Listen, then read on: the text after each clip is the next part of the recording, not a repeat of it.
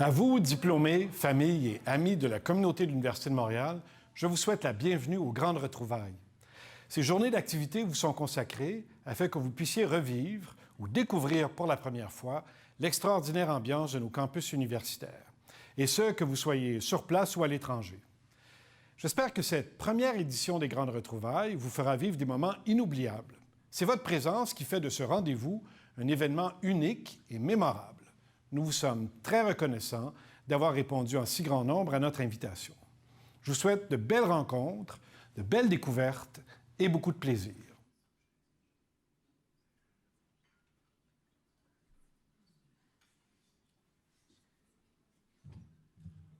Bonjour et bienvenue. Ravi de vous voir en grand nombre ici ce soir. Cet événement, c'est la première. C'est une ouverture et un hommage à un collègue qui était très important dans nos vies au département de médecine sociale et préventive. Le professeur Rénal Pinault était un pilier de la santé publique et un pilier au département. Il a énormément marqué le développement de la santé publique et c'était le sorte de personne qui avait un esprit ouvert, une générosité qui a lancé des carrières de générations d'étudiants, de professionnels et de collègues. Donc, le but ce soir, c'est de partager cette mémoire. Le déroulement est le suivant. Il y aura une présentation de la famille sur le mémoire en hommage à Rénal. Par la suite, une présentation de notre invité d'honneur, Mylène Drouin. Une réponse par un lauréat du prix Rénal Pinault, qui va être le premier lancé ce soir, et une période de questions pour vous, d'engager avec Mylène sur des sujets de pointe en santé publique. Donc, sans retarder, je donne la parole à la famille.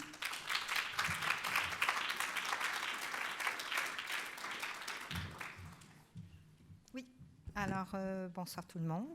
C'est avec un très grand plaisir que la famille, dont Marc ici, Laurent, Justine et Louis-Thomas, nous avons préparé cet hommage à Rénal pour vous le présenter non seulement d'un point de vue professionnel, c'est probablement le côté de lui que vous connaissez plus, mais aussi qui était Rénal comme homme. Alors, sans plus tarder, je laisse la parole à Marc qui va faire la première partie de la présentation. Changer les slides, c'est ici. Je pense que oui. Meilleur que moi. Okay. Ah, il y a quelqu'un qui change les slides. Est-ce qu'on peut le faire nous-mêmes? Non, non, c'est correct. Je veux juste voir où est-ce qu'on est rendu. Est-ce qu'on peut avoir la première diapo? C'est nous. OK, merci. Donc, l'intro est faite. Donc, Rénal est né à Métis-sur-Mer. C'est la nouvelle appellation suite aux nombreuses fusions, mais très anciennement, ça s'appelait Les Boules. Il est né le 31 mai 1941. Pour ceux qui ne savent pas où se situent Les Boules, donc Montréal est en bas à gauche et Métis-sur-Mer, Les Boules est à peu près au centre haut de la diapo, un peu passé Rimouski.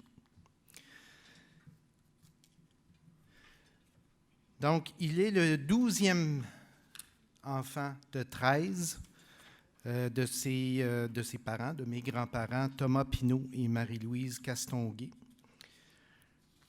Une photo de la famille en 1950 avec la flèche qui pointe sur le 12e, Rénal, en bas à gauche. Il est supposé d'avoir une flèche.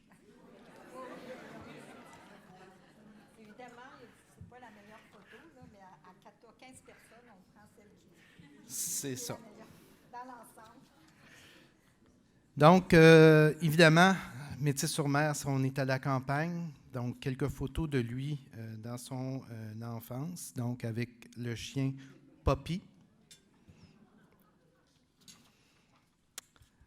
Caché dans les foins, avec ses cheveux blonds, on ne le voit pas facilement. Et pique-nique à la plage avec ses grandes sœurs. Il a été dorloté par ses grandes sœurs. Il a étudié ensuite au séminaire de Rimouski de 54 à 61, donc en pensionnat. Et il a reçu un bac SR décerné par l'Université Laval.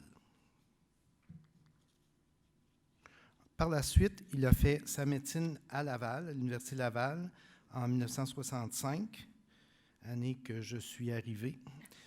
Il a fait sa résidence en psychiatrie et médecine interne et a pratiqué comme médecin de famille au début dans les régions du Bas-Saint-Laurent, donc à Les Boules et à Matapédia. Collant des feuilles. Par la suite, on est arrivé à Montréal où il a étudié au département d'administration de la santé de l'Université de Montréal. Et vous le voyez en haut à droite, à côté de Paul Lamarche, pour certains d'entre vous qui l'avaient connu. Donc, pendant sa maîtrise, il a également rédigé une annexe, l'annexe 14 du rapport Castonguay-Neveu sur l'utilisation comparée des services de santé. Par la suite, nous avons déménagé à Ann Arbor, au Michigan.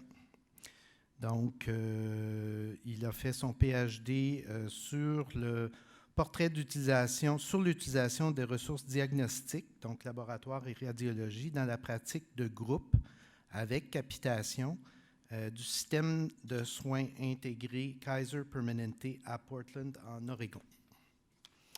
Il a été supervisé par un des gourous de l'analyse et de l'étude des systèmes de santé, par Avadis Donabedian, qui était un médecin, il était précurseur de l'étude sur la qualité des soins de santé et la recherche sur les outcomes de santé, et le créateur du modèle de soins Donabedian, le fameux structure, processus, résultat. Revenu à Montréal, il devient le premier chef du DSC, à l'époque ça s'appelait les départements de santé communautaire, du nouvel hôpital Cité de la Santé à Laval.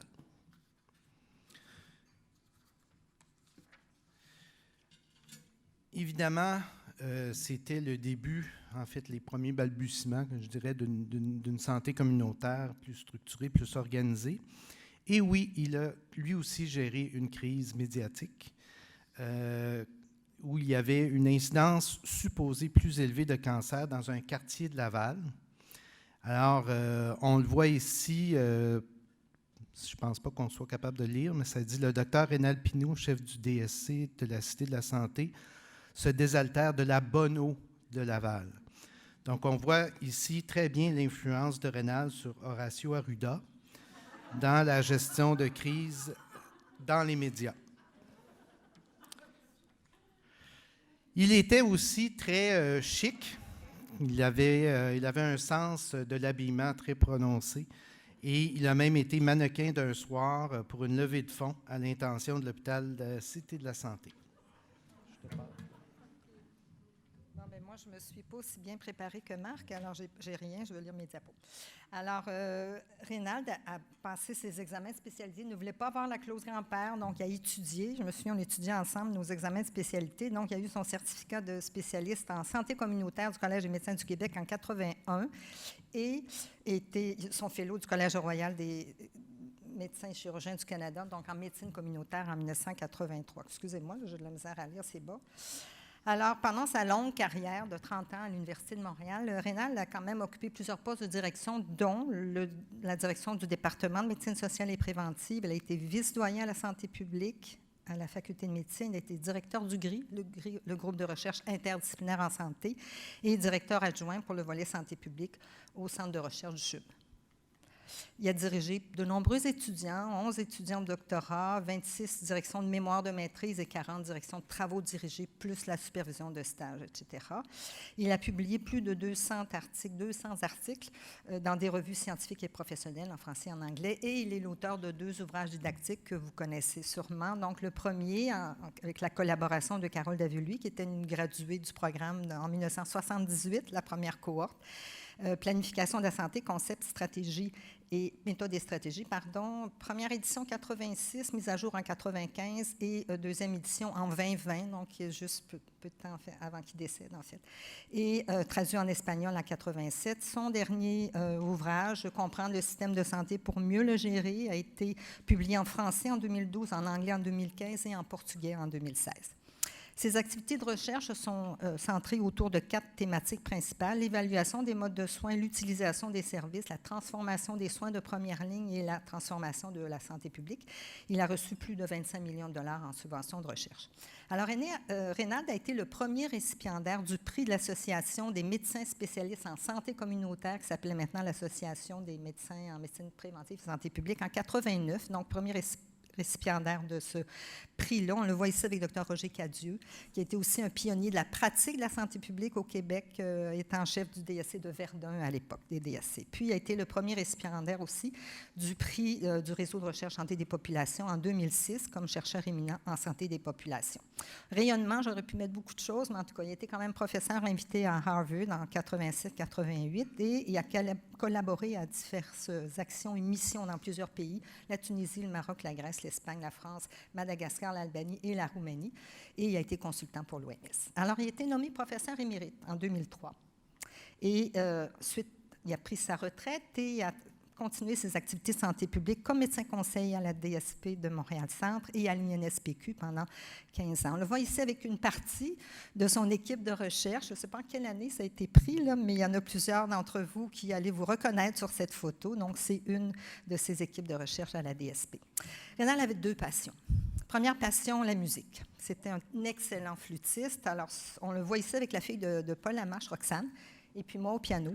Alors, on a fait beaucoup de musique ensemble jusqu'au dernier temps de sa vie. On a même enregistré des cassettes qu'on peut-être, qu'à titre posthume, je pourrais mettre en vente, puis peut-être pour le fonds de recherche. Non, mais je pense que ça se vendrait. C'était quand même pas si mal. Et c'est très diversifié, de populaire. On a des classiques, on a des chants de Noël, même on a une cassette de Noël. En tout cas, à suivre, Marjo, je te mettrai là-dessus.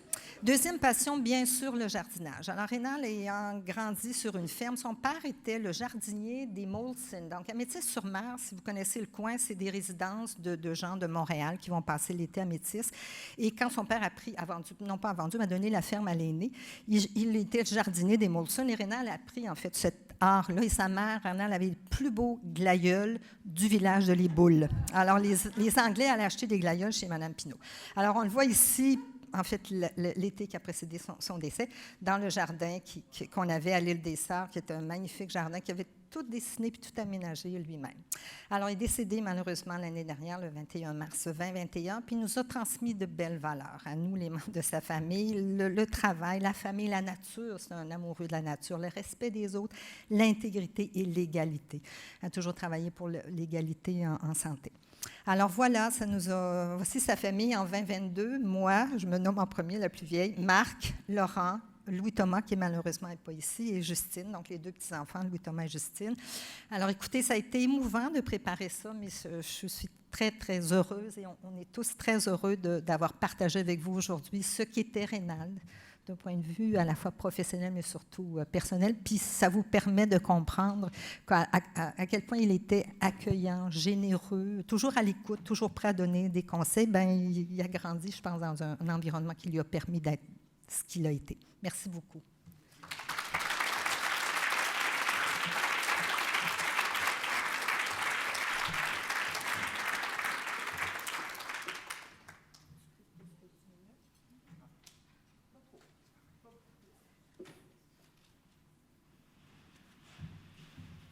Il me fait plaisir maintenant d'inviter notre conférencier de MAC, Mylène Drouin, que tout le monde connaît, évidemment de ses nombreuses interventions médiatiques, qui nous a permis de voir l'importance de la santé publique comme acteur dans un espace public et qui nous a marqué depuis les derniers presque 3 ans.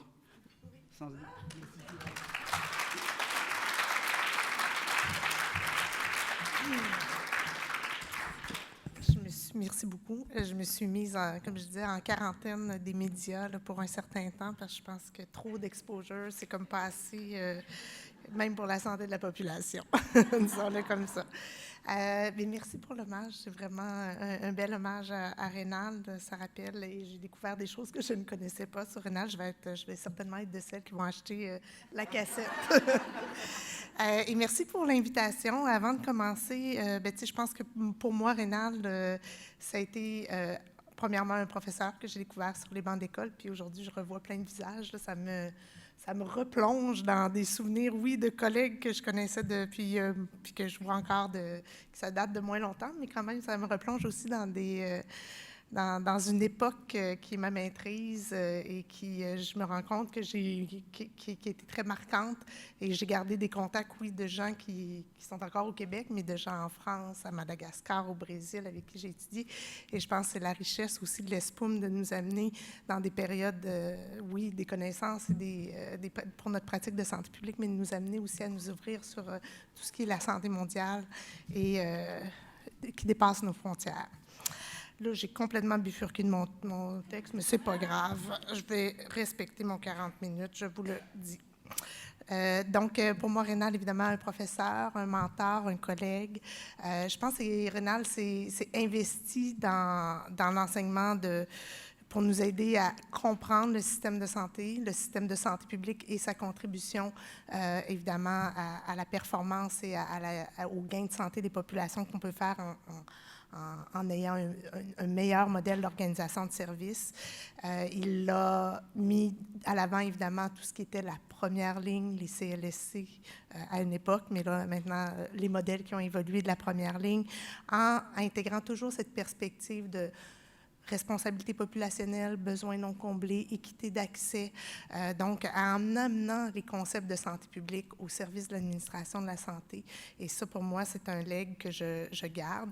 Évidemment, il a consacré sa carrière aux déterminants de l'organisation des services, mais il a toujours été un grand défenseur de la santé publique dans toutes ses fonctions, puis c'est un petit peu ce que je souhaite aujourd'hui amener comme regard.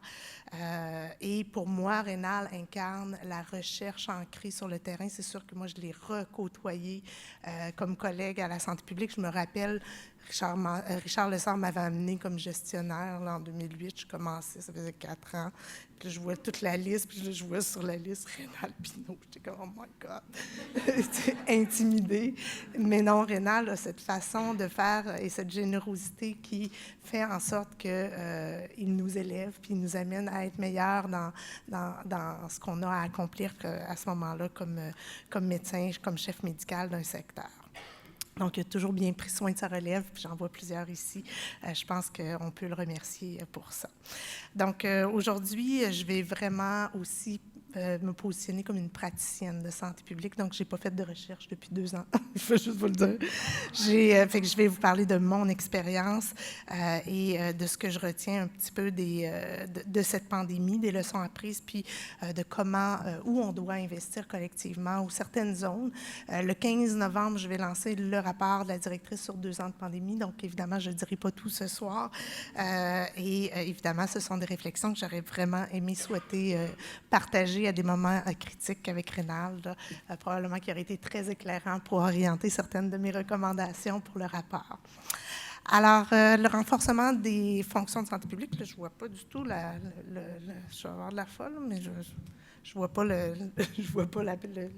truc. Est-ce que le lutrin peut se tasser un petit peu? Je vais essayer de ne pas tomber, c'est juste que je ne vois pas la télévision, que je ne vois pas ce que je vous dis.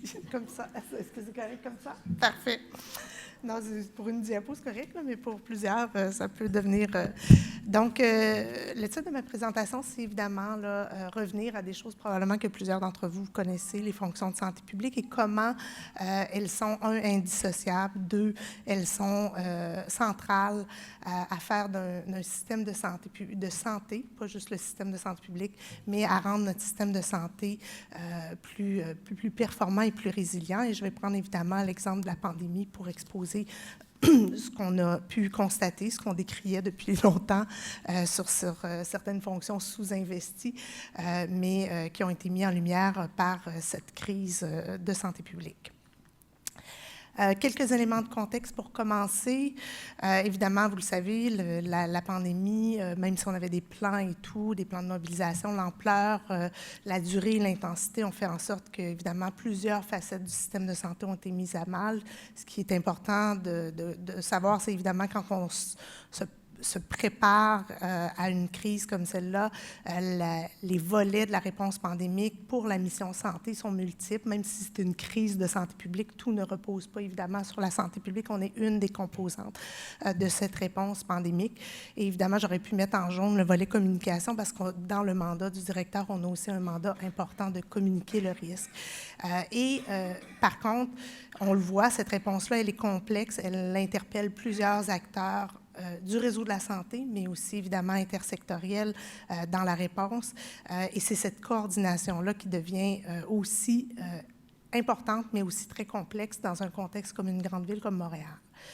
Si on regarde un petit peu plus le volet de la réponse, les spécificités de la réponse de la santé publique à une pandémie, et c'est un peu la façon dont on a orchestré nos plans d'action vague après vague, qu'on mettait à jour à partir des nouveaux outils qu'on avait en main, que ce soit des tests rapides, des vaccins, etc.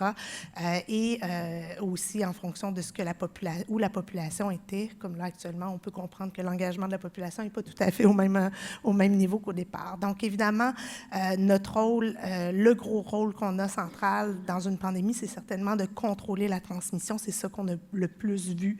On doit faire de la vigie, de la surveillance, avoir des systèmes, évidemment, de dépistage, de détection de cas, avoir tout un système d'enquête des cas, de soutien à l'isolement des cas et des contacts. Évidemment, tout ce qui est la prévention et la gestion des éclosions dans les différents milieux de vie. Et à Montréal, vous pouvez comprendre, c'est des milliers de services de garde. Je vois Catherine qui est ici. C'est des milliers d'écoles de primaire, secondaire, cégep, université, les prisons, le milieu communautaire, les 60 000 milieux de travail. Donc, c'est comment on se met en relation et on soutient ces milieux-là dans la gestion des éclosions et évidemment la stratégie de vaccination. Même si le gros morceau, c'est le contrôle de la transmission, je pense qu'un des, puis on le verra tout à l'heure dans les leçons, les deux autres volets qu'on ne doit pas sous-estimer, mais que je pense qu'on a sous-estimé pendant la pandémie, c'est à la fois la communication du risque et l'engagement de la population et la mitigation des impacts collatéraux liés, entre autres, à la réduction des inégalités et toute la notion, puis on avait consulté Bryn, de la proportionnalité des mesures qu'on met en place, à la fois, oui, pour contrôler l'impact sur notre système de soins, l'impact sur la mortalité, morbidité, mais aussi, est-ce que quelqu'un qui a vu à quelque part parler d'un objectif dans cette gestion de pandémie-là qui touchait aussi de réduire les impacts collatéraux liés aux mesures qu'on mettait en place ou réduire, évidemment, les écarts liés aux inégalités, ça a été très peu abordé. Montréal a ses spécificités. Je sais que j'ai été tannante dans les médias, mais on le sait, les caractéristiques de notre population, les caractéristiques de notre environnement, que ce soit la présence d'un aéroport, les transports en commun, un métro, etc., font en sorte, évidemment, que le risque arrive souvent. La porte d'entrée, c'est Montréal. On devient en zone rouge, je le disais toujours, avec leur système de couleurs, on va arriver en zone rouge les premiers, puis on va sortir les derniers. Donc, le risque arrive plus rapidement, il se transmet la transmission est beaucoup plus rapide et la capacité de contrôle de la transmission, elle est beaucoup plus difficile. Donc, de mettre, je disais, le couvert sur le capot, c'est beaucoup plus difficile que dans une région. Là, je vais toujours prendre Rimouski, ça donne bien. Rénal vient de là, je fais toujours le parallèle en disant, peut-être qu'un jour, je vais déménager à Rimouski, je ne sais pas, là, mais c'est beaucoup plus difficile d'arriver à contrôler la transmission, en plus de la complexité des populations et des inégalités qui se présentent. La pandémie, en termes de contexte, nous a aussi mis en évidence et a exacerbé ces inégalités-là qu'on a tenté de documenter, mais somme toute, je n'ai jamais vu dans le Power BI du ministre là, des indicateurs spécifiques aux impacts collatéraux et aux inégalités. Mais on l'a vu, ces inégalités-là se sont exprimées pour 3 raisons. Premièrement, l'exposition à la menace, elle était différenciée. On l'a vu, que ce soit les travailleurs essentiels plus exposés, la capacité ou l'accès aux mesures de protection et de prévention, elle était aussi différenciée.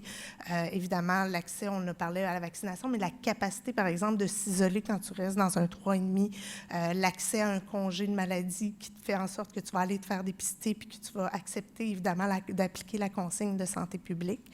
Et évidemment, les impacts collatéraux, on l'a vu aussi, il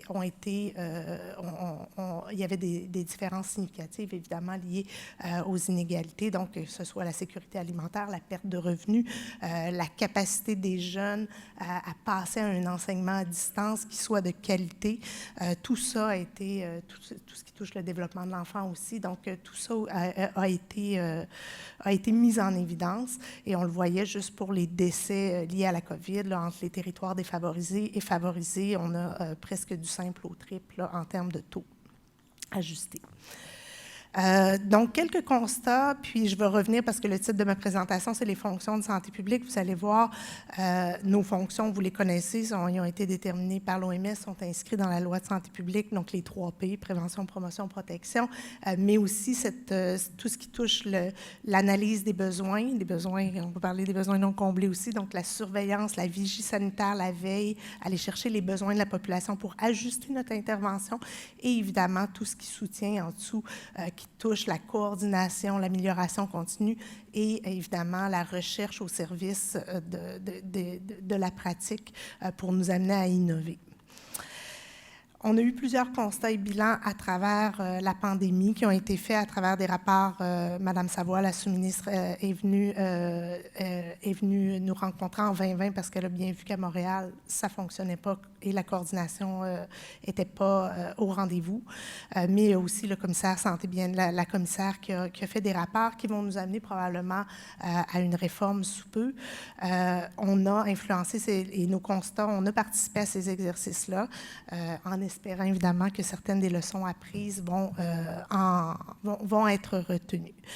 En termes de grands constats ou enjeux, puis je les ai mis de façon très générique, mais je vais plus en parler de vive voix. Évidemment, on l'a vu. Et là, je mets des enjeux plus sous l'angle, je ne veux pas dire négatif, mais des enjeux. Mais il y a eu aussi des très belles choses et des belles innovations qui se sont faites durant cette pandémie-là, que ce soit des partenariats qu'on a faits avec certaines populations, des partenariats qui se sont aussi rehaussés avec, que ce soit certains milieux de travail, les écoles, les garderies, donc des façons de travailler, des innovations dans nos systèmes d'information qu'on a pu faire. Donc, je vais un petit peu moins sur ce pan-là, mais il y a quand même des enjeux qui se dégagent et des pistes d'amélioration. Évidemment, on le sait, au niveau de la gouvernance, nos plans de préparation n'étaient probablement pas à la hauteur. Et dans ces plans-là, il y avait tout un pan aussi de mobilisation des communautés qui était absent.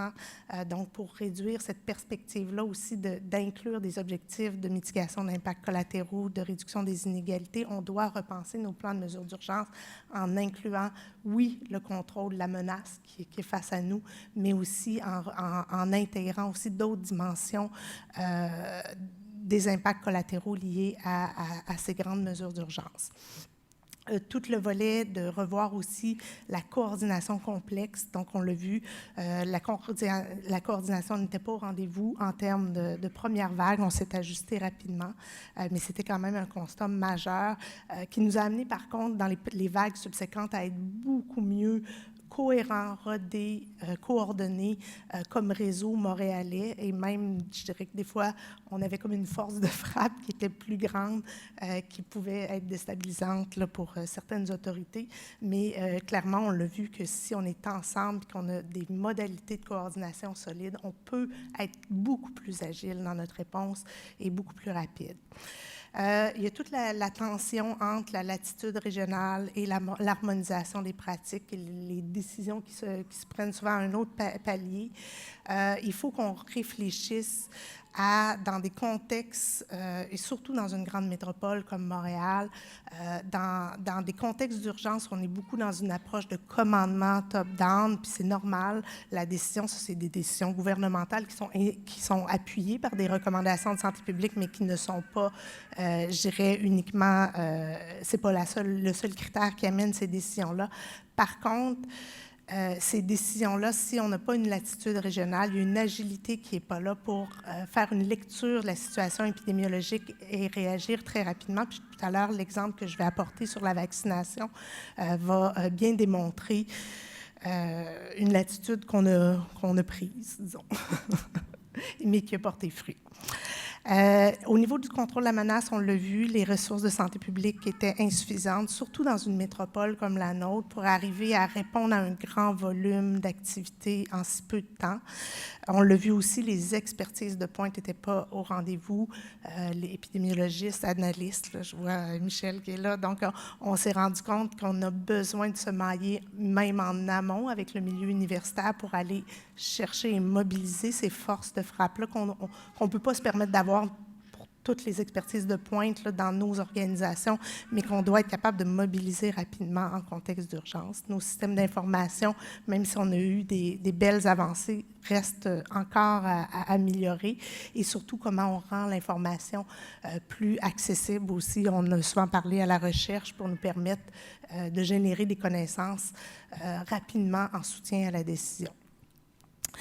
J'en ai parlé tout à l'heure, évidemment, l'équilibre entre les mesures et les impacts collatéraux, la préparation des milieux, comment nous, on peut se préparer, mais comment on prépare les milieux aux mesures d'urgence, et évidemment, le rétablissement des communautés qui est souvent le grand oublié de nos plans de mesures d'urgence, mais aussi les gens ont hâte de passer à autre chose, là. Actuellement, il y a des petits programmes à gauche, à droite, là, mais de vrais plans pour réfléchir le rétablissement d'une communauté qui soutient aussi les organismes à la base pour travailler sur les enjeux qu'ils vivent, que ce soit la santé mentale, la crise du logement, etc. Clairement, on le fait un petit peu mieux quand c'est des petites urgences, mais actuellement, en pandémie, c'est le grand oublié. Et évidemment, les communications et l'engagement de la population, on le sait, on se doit d'avoir des communications dans une grande ville comme Montréal qui soient adaptées, qui puissent se rendre à toutes les communautés qui parlent différentes langues, qui perçoivent, qui n'ont pas les mêmes canaux de communication. Plusieurs m'ont dit tout à l'heure qu'ils ont écouté mes conférences de presse, mais le Montréalais, plusieurs Montréalais ne savent pas qui je suis, puis c'est correct, là. Mais ce que je veux dire, c'est qu'il faut passer par d'autres canaux pour rejoindre nos populations. C'est sûr qu'il y a eu tous ces enjeux de cohérence et de rendre l'information jusqu'à la population en temps opportun. Et comment... dans ces mesures d'urgence-là, on amène aussi la voix de la population pour influencer nos décisions et les décisions des décideurs. On a très peu investi, on commence à l'investir. Il y a beaucoup dans le milieu de soins, le patient partenaire. Là, on commence avec la population partenaire, mais comment on l'inscrit aussi dans des contextes d'urgence comme une source d'information ou un intrant nous permettant de prendre les meilleures décisions. Puis évidemment, il y a beaucoup de travail qui s'est fait sur la désinformation, l'infodémie, et comment, dans le traitement même médiatique de notre pandémie, on a peut-être aussi généré des petits effets sur la santé mentale de notre population. Je vais faire un petit clin d'œil à Rénald.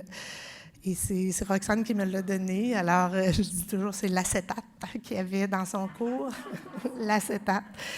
Mais avant de passer aux fonctions de santé publique qu'on souhaite rehausser, je pense qu'il faut revenir à, je dirais, les grands groupes de déterminants de la santé qui expliquent le plus ou qui nous amènent à faire le plus de gains ou qui contribuent le plus à des réductions de mortalité ou des gains de santé à l'échelle d'une population. Et évidemment, la disproportion qu'on retrouve avec, évidemment, les dépenses de notre système de santé. Une de mes premières recommandations et une qui est portée par beaucoup d'institutions de santé publique et de rapports, c'est évidemment le financement en santé publique. On le voit évidemment, le système de soins demeure là, un contributeur qui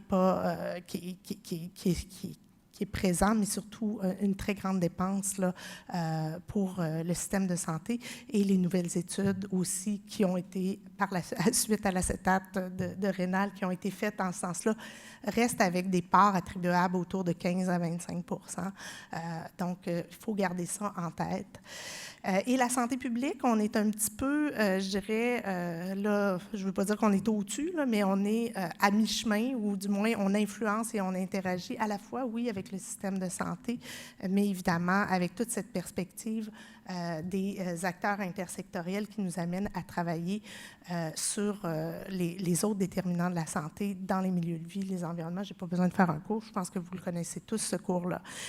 Mais n'en demeure pas moins qu'à la base, pour rehausser les fonctions de santé publique, il faut être conscient que, parce qu'on va le voir avec la prochaine réforme, où ils vont nous mettre et comment où ils vont positionner la santé publique. Est-ce qu'on est déjà dans le système de santé, donc on est déjà bien ancré? Est-ce qu'on a à être davantage dans les continuums, ou si on veut avoir de réels gains de santé à l'échelle d'une population, on doit amener l'action de santé publique plus vers les communautés. Là, évidemment, il y a tous les services de santé de proximité, puis le rehaussement de nos CLSC, mais on l'a vu avec la pandémie, les services et la raison pourquoi on a réussi, entre autres, par exemple, lorsqu'on faisait du dépistage, de la vaccination, à rejoindre nos communautés, c'était qu'on allait dans les milieux de vie, on travaillait avec les partenaires intersectoriels pour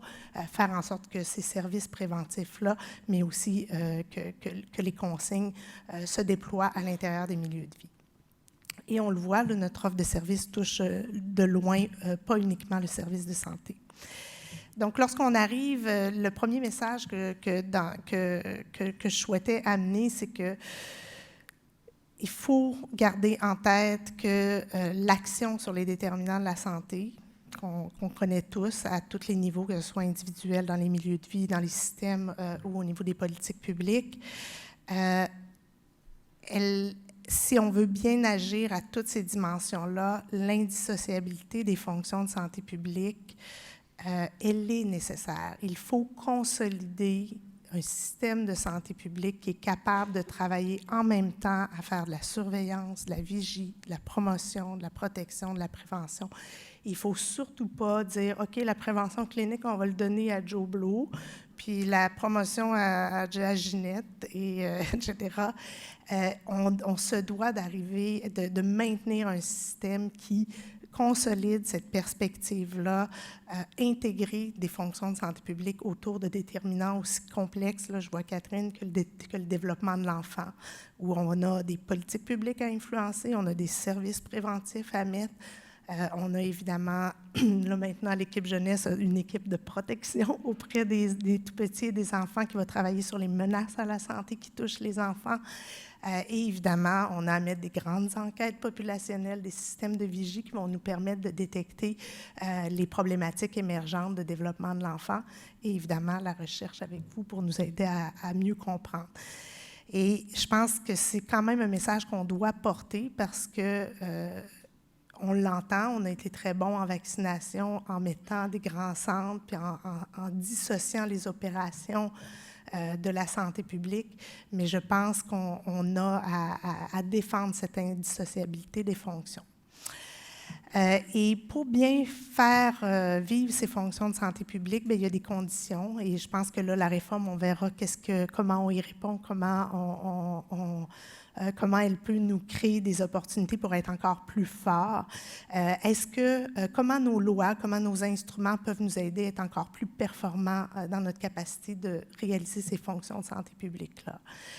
Comment notre gouvernance, donc le positionnement stratégique de la santé publique par rapport, tout à l'heure, on l'a dit, au système de santé, mais aussi aux acteurs intersectoriels.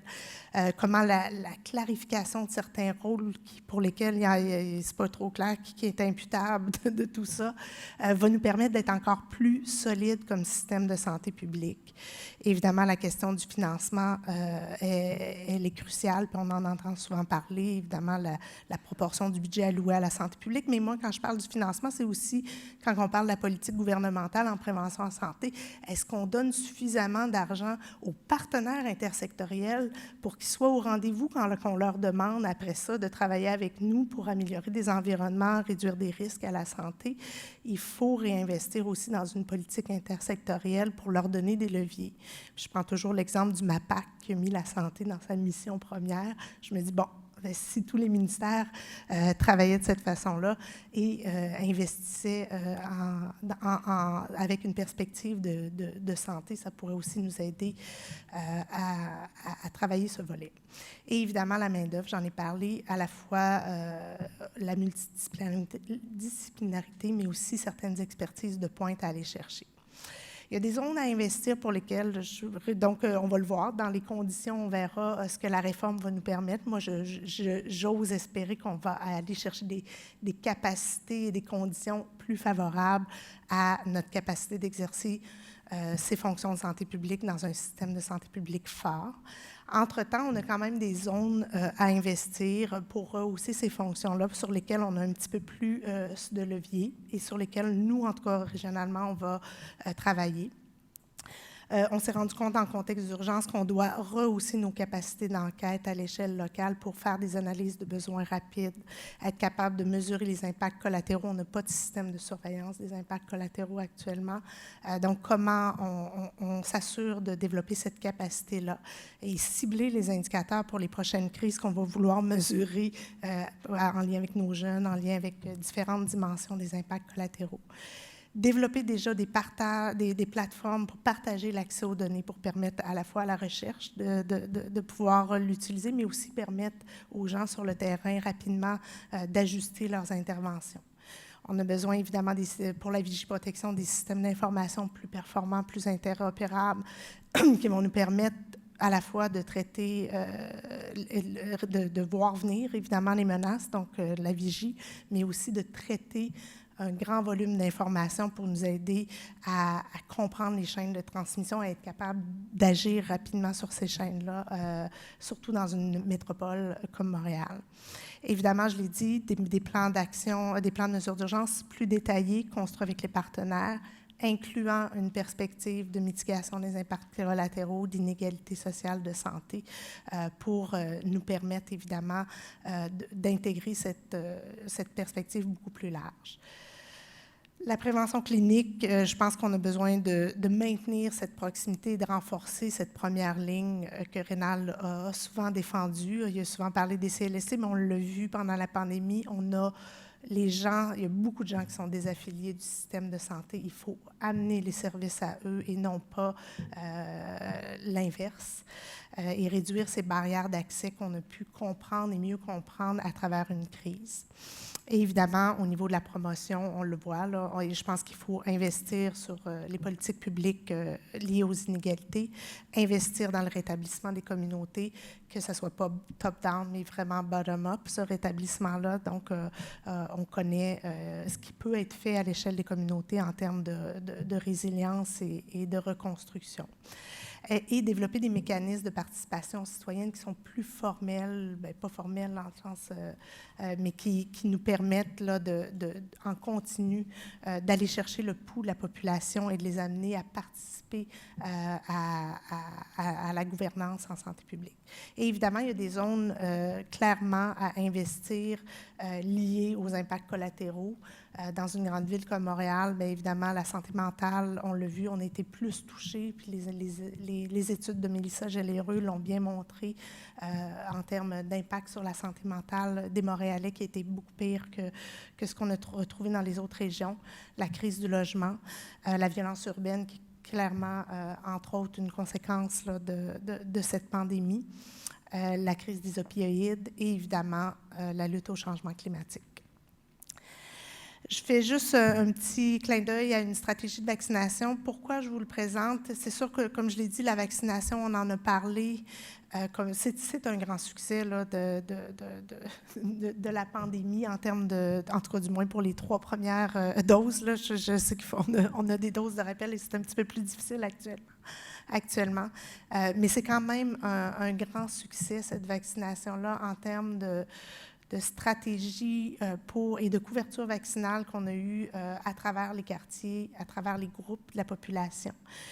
Et ça s'est fait via un très beau partenariat entre la première ligne, les directions de la vaccination et la santé publique. Et ce que je souhaite démontrer, c'est l'importance de maintenir la santé publique au cœur régionales et locales au cœur des stratégies de vaccination ou de prévention clinique. Tout à l'heure, je disais, il y a comme un genre d'idée qu'on va tout mettre dans les continuums de soins puis que la santé publique n'a plus besoin d'être là, mais je pense que ça va illustrer un petit peu comment la plus-value d'une approche de santé publique peut nous amener beaucoup plus loin et avec de plus grands gains. Donc, le développement du vaccin, on était content, il est arrivé rapidement, mais on avait fait que je vais me concentrer sur la première période, le 14 décembre 2020 à 14 avril 2021. On avait très peu de doses disponibles. Le ministère a donné des orientations qui étaient très bien. Là, donc, l'objectif, c'était vraiment de prévenir les formes graves de la maladie chez les plus vulnérables. Donc, c'était les aînés hébergés, les travailleurs de la santé, évidemment, qui étaient exposés, et les populations immunosupprimées. La situation montréalaise, par contre, on était vraiment dans la deuxième vague, la plus importante, une des plus importantes. On anticipait l'arrivée d'un premier variant alpha qui arrivait, là, qui était déjà au Royaume-Uni et en Europe, donc on commençait l'approche suppressive. Et on commençait à avoir des évidences sur le fait que l'efficacité du vaccin, il y avait une certaine efficacité sur la transmission. Ce n'était pas parfait. Évidemment, ça n'a jamais été parfait, le vaccin, pour ça, mais on avait quand même certaines évidences.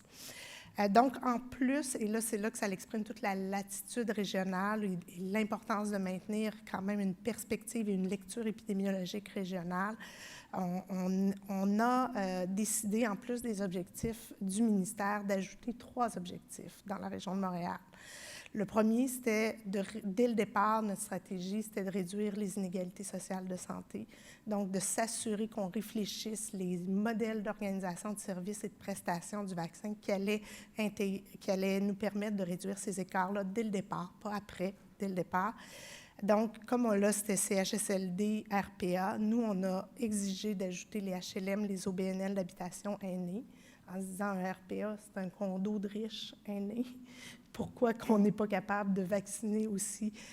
Donc, on a évidemment développé les outils de surveillance, la cartographie par quartier, pour que les équipes sur le terrain puissent aller chercher les aînés dans la communauté les plus défavorisées et que les messages se rendent à eux. Donc, il y a eu toutes ces stratégies d'émarchage-là. Le deuxième objectif qu'on s'est donné, puis ça va être les résultats que je vais vous présenter, c'est qu'on a rajouté un objectif de protection. Donc, évidemment, la vaccination, c'est de la prévention clinique, où en sachant que le vaccin pouvait avoir un impact sur la transmission, et qu'on voyait venir un nouveau variant, donc on a rajouté ce qu'on appelle la vaccination, une stratégie de vaccination en anneau. Donc, à l'aide des données de Vigie, on était capable de cibler des endroits, donc le milieu de l'itinérance où on avait des éclosions, et évidemment 2 quartiers du CIUS Centre-Ouest où le variant était en train d'arriver. Puis je vais vous montrer quelques données à cet égard.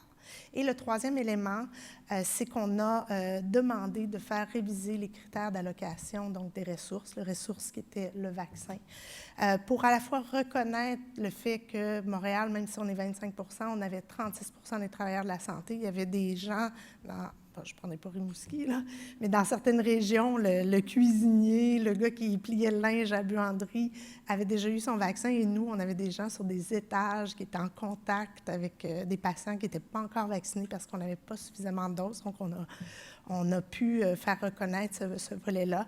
On a pu faire reconnaître, évidemment, la vaccination hors Montréal. Là. Donc, on le connaît, cet enjeu-là. Il ne touche pas juste la vaccination, il touche beaucoup d'autres services de santé.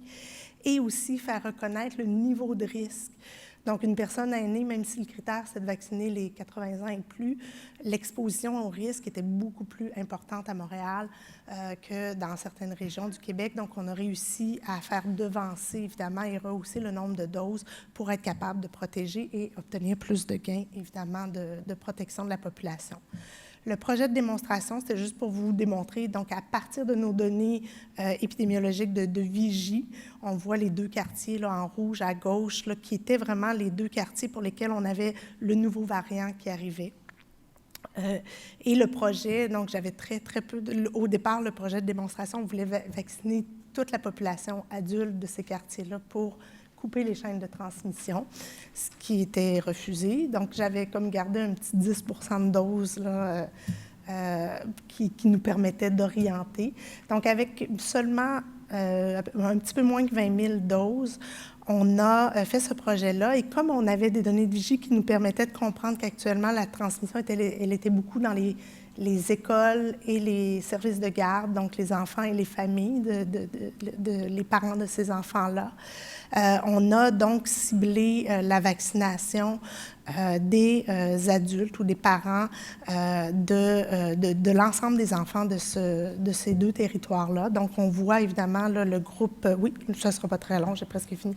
Le groupe en rouge, c'est notre groupe, on a divisé en 3 groupes. Donc, le groupe principalement vacciné, donc la plupart des personnes vaccinées, c'était dans la zone rouge. La zone orange, évidemment, il y avait des gens qui habitaient dans la zone limitrophe et les territoires témoins étaient les territoires en vert. Et ce qui nous a permis de faire ça, c'est à cause qu'on avait une gouvernance solide à Montréal. On a eu des alliés de tous les PDG, l'appui aussi des réseaux locaux, donc des équipes qui vaccinaient sur le terrain. On avait les données de vigie, les données de surveillance à l'appui et une volonté politique, entre autres, pour l'itinérance et autochtone de faire la vaccination en anneau. Et donc, ce qui est arrivé, c'est que, et idéalement, on l'aurait fait un petit peu avant, mais évidemment, il y a toujours des périodes de négociation. Donc, la ligne bleue, c'est vraiment la période où on a vacciné la population. Puis, vous voyez, en rouge, c'était les quartiers, les quartiers d'intervention, tandis qu'en orange et en vert, c'est les quartiers plus témoins.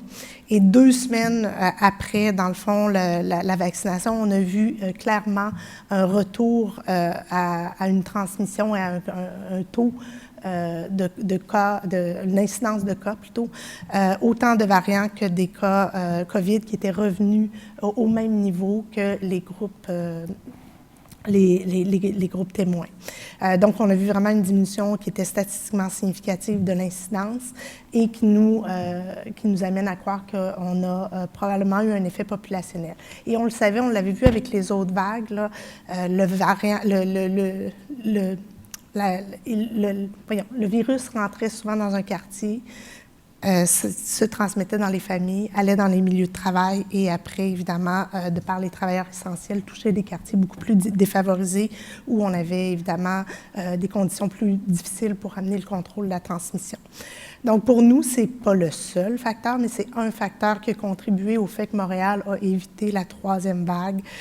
Et je pense que ça reflète l'importance d'avoir une latitude régionale, une intégration des fonctions de santé publique autour d'un service qui est un service préventif, qu'on pourrait dire, c'est de mettre des vaccins dans un bras, mais la vigie, la surveillance, le regard et l'intégration des 3 dimensions de prévention, protection et promotion sont essentiels pour arriver à des réels impacts à l'échelle des populations.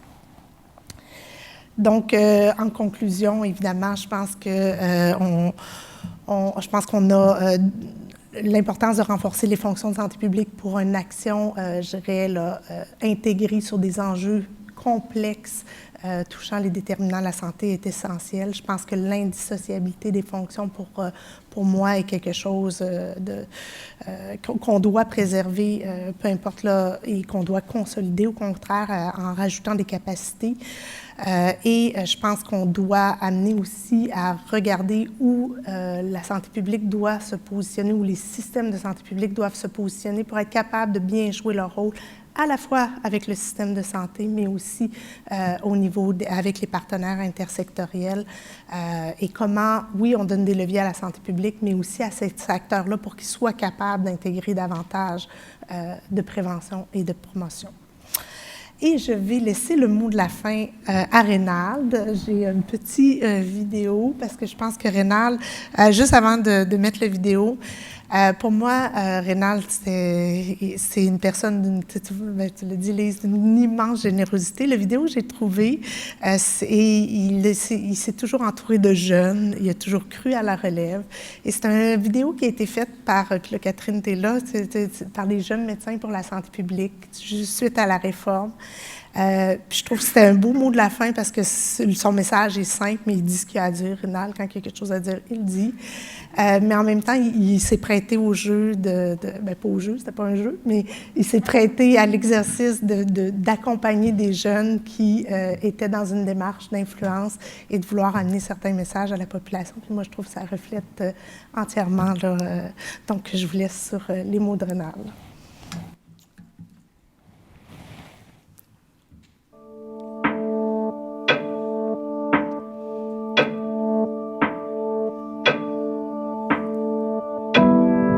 Ça ne sert à rien de donner des services de pointe si on n'est pas capable d'assurer les services de base à la population. Et cette base-là, c'est une perspective de santé publique. Même des systèmes constituants comme Kaiser Permanente aux États-Unis, on s'aperçoit que cette population-là qui est couverte par ce système-là a très bien intégré les soins primaires, la prévention, la santé publique et les soins spécialisés. La santé publique, c'est ça qu'elle nous rappelle toujours, qu'il faut s'occuper de toute la population. Et dans la population, s'occuper des plus démunis. C'est là que les gains sont les plus importants pour un système de santé et c'est là qu'on génère des économies. La prévention, c'est une entreprise à long terme. Souvent, les politiciens sont un peu indifférents à ça parce que leur mandat est trop court.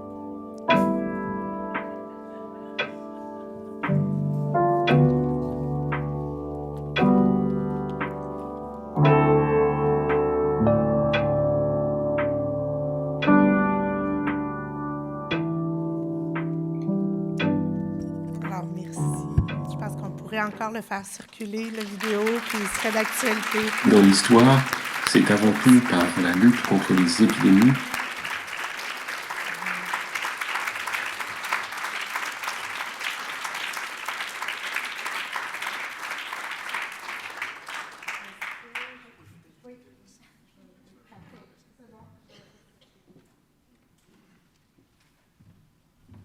Merci Mylène pour cette présentation, pour partager ces leçons apprises de ces dernières quelques années et comment c'est tout intégré dans une vision d'aller vers l'avenir. Donc, c'est avec grand plaisir que j'invite Lise de reprendre la stade pour donner le prix Rénal Pinault à notre premier lauréat. Donc, j'invite également notre premier lauréat de nous rejoindre, qui va faire ensuite le commentaire sur la présentation de Mylène.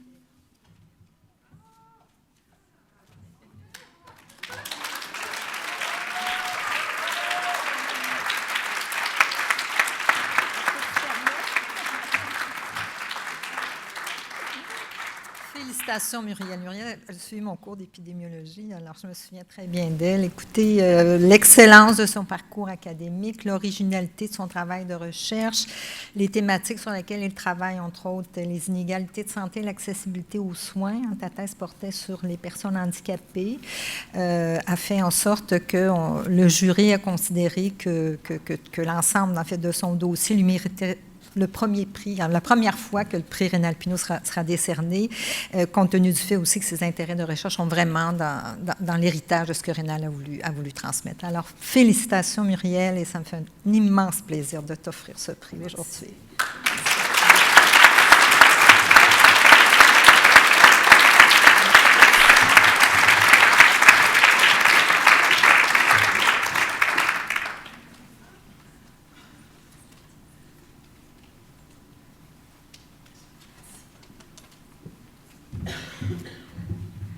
Merci beaucoup, Louise. Comme elle dit, elle a été ma première professeure d'épidémiologie, donc merci beaucoup.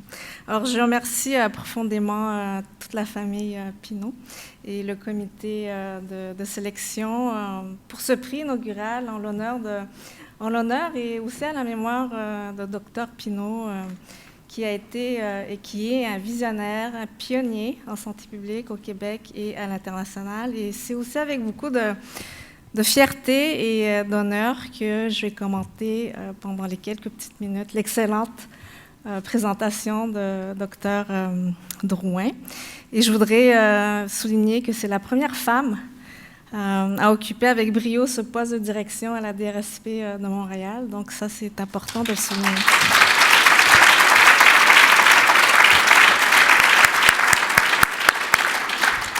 Comme j'ai seulement quelques minutes, je voudrais aussi soulever 3 points qui pourraient alimenter davantage notre réflexion et nos actions en matière de santé publique dans le contexte de la COVID, soit les iniquités sociales de santé, la gouvernance de santé publique et le noyau dur que constitue la santé publique, soit sa main-d'œuvre et sa santé mentale. Alors, premièrement, Dr. Drouin nous a balayé un portrait assez détaillé de ce qui s'est passé à Montréal durant ces 2 dernières années et demie de COVID, notamment les iniquités sociales de santé, auxquelles ont fait face plusieurs populations en situation de vulnérabilité et de marginalisation, et que ces iniquités sociales étaient très intimement reliées aux déterminants sociaux de la santé. Et corollaire à ces constats, les résultats préliminaires de l'étude postdoctorale que je suis en train de mener sur la gouvernance mondiale de la santé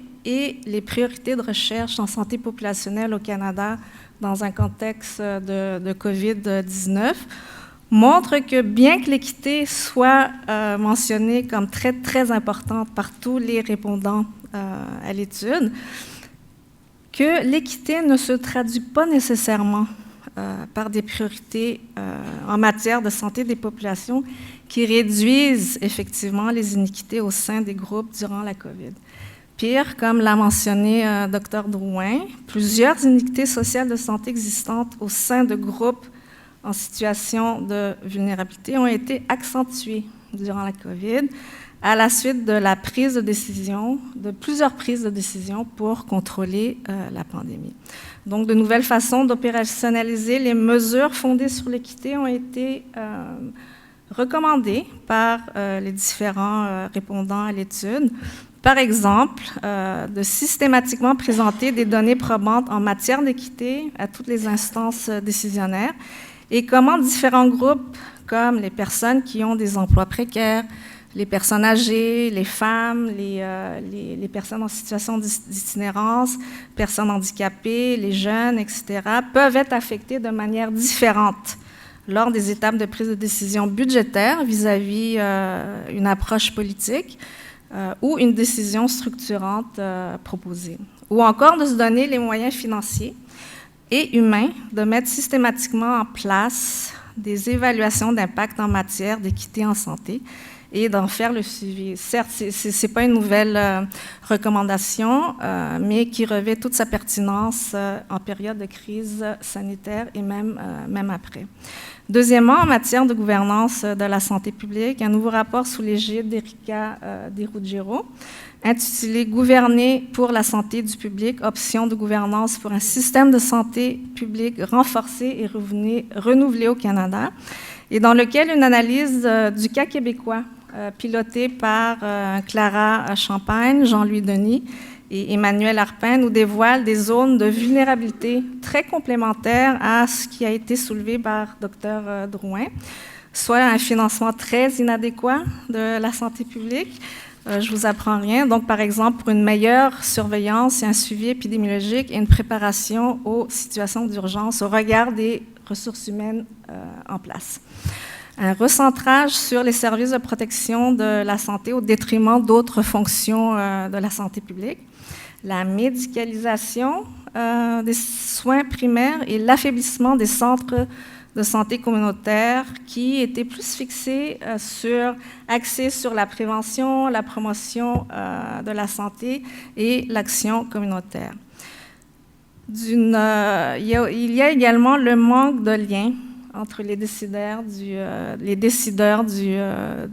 M3S et les réalités locales, et découlant de la centralisation des prises de décision en santé publique au Québec, le risque élevé d'ingérence politique dans la prise de décision en matière de santé publique. Et donc, outre ces zones, les zones à investir telles que mentionnées par Dr. Drouin, les chercheurs ont proposé plusieurs recommandations, dont une refonte du système de santé publique et de se doter d'une gouvernance de la santé publique indépendante de celle des systèmes de soins et avoir un meilleur système de collecte et de conservation des données en temps réel afin de pouvoir analyser notamment les iniquités sociales de santé. Troisièmement, pour que la santé publique soit performante et résiliente, une revue rapide menée par Dieudonné Mwamba et publiée dans l'infolettre du CRESP, en réponse à une question en provenance de la DRSP de Montréal, justement, nous rapporte l'importance de tenir compte de la santé mentale du personnel du système de santé publique.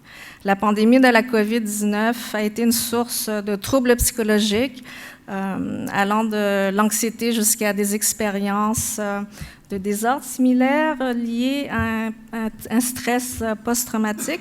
Donc, une réponse globale et intégrée en matière de santé mentale, incluant les ressources humaines en santé publique, est plus que nécessaire pour que la pandémie de la COVID-19 ne se transforme pas en une pandémie de la santé mentale.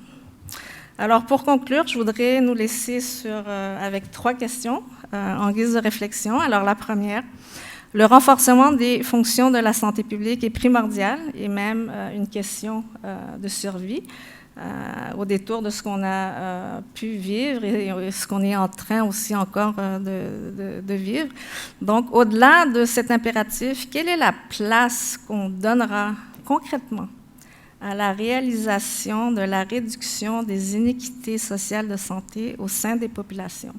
Par exemple, à travers les interventions telles qu'une collaboration intersectorielle systématisée et des priorités budgétisées, je pense que vous en avez parlé, réaffirmant la santé dans toutes les politiques. La deuxième question, la santé publique est régie par des politiques, des normes et un leadership à multiples niveaux.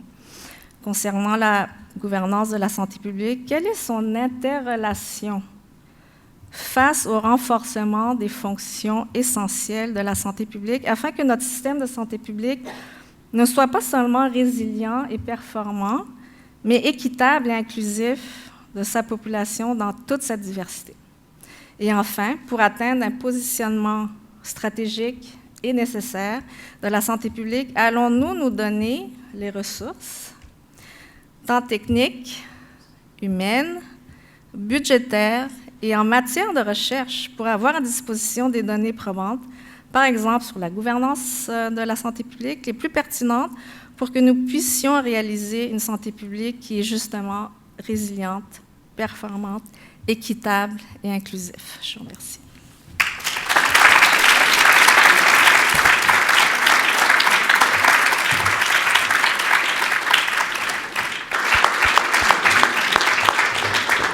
Merci pour cette belle soirée, pour votre participation, pour les excellents commentaires de Muriel, pour cette présentation hyper stimulante de Mylène.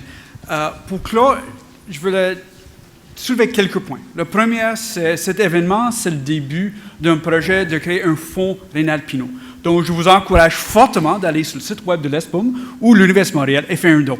C'est un moyen d'assurer la pérennité et garder cette mémoire vivante. Et c'est ce qu'on espère, c'est en mesure de chaque année organiser une grande conférence avec un invité de marque et fournir un prix qui reconnaisse l'excellence des étudiants qui sortent de l'école de santé publique. Ça, c'est le premier. Deuxième, je voulais remercier tous les gens qui ont soutenu cette activité. Lise, toute la famille de Rénal, vous étiez essentiels dans ce processus, vous étiez le motivateur. Les collègues au département de médecine sur les préventifs qui ont poussé pour cette activité. L'équipe de communication qui a assuré toute la gestion, ils sont fabuleux. Tous les étudiants bénévoles qui ont prêté main au jeu pour les microphones, pour faire nos guides, pour nous aider à trouver cette salle, qui n'était pas du tout évident. Le comité de sélection pour le prix qui a évalué une multitude de dossiers et qui ont bien choisi un candidat mériteuse.